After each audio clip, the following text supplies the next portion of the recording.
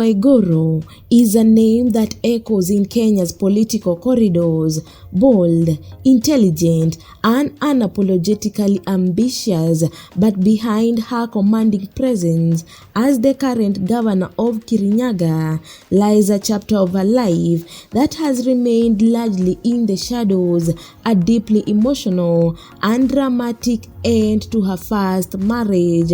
But what led to all this?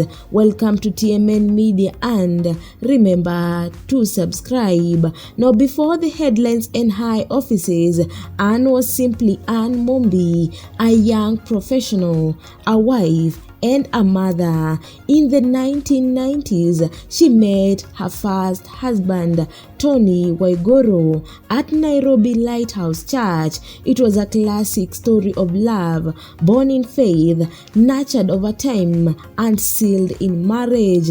Tony, the son of a then prominent MP from Murang'a, brought with him the prestige of political lineage, while Anne was still carving out her career path. For a while, things seemed stable. The couple shared dreams and built a family together, raising their sons in what looked like a promising union. But beneath the surface, tensions were quietly growing, tension that would later rupture their relationship entirely. The beginning of the end came from within the very church they called home. Anne reportedly raised serious concerns about Tony's brother, who was a pastor at Nairobi Lighthouse Church. Whatever the nature of those concerns, they sparked a disagreement between the couple. Rather than finding common ground, the argument escalated further. Anne made a bold decision to leave the church and began attending Karura Community Church, a personal move that signaled the widening emotional divide in their marriage.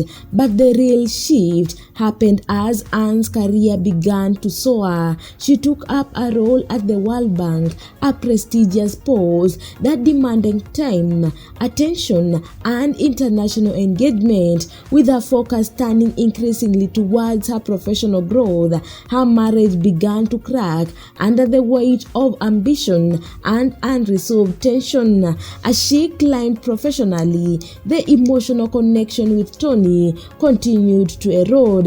Their home life, once rooted in shared faith and early love, could no longer withstand the silence and distance. Eventually, both Anne and Tony came to an agreement that their path had drifted too far apart. The marriage ended in a bitter divorce. Though quietly handled, the breakup was far from simple. It was a separation layered with disappointment, spiritual conflict, and the pain of two people evolving in different directions. For Anne, the divorce marked a turning point. No longer bound by the expectation of that union, she poured herself fully into public service. From her rise as a cabinet secretary for devolution to her eventual election as a governor, while Anne moved forward with her life and later found love again in city lawyer Kamodho Weganjo, the shadow of her first marriage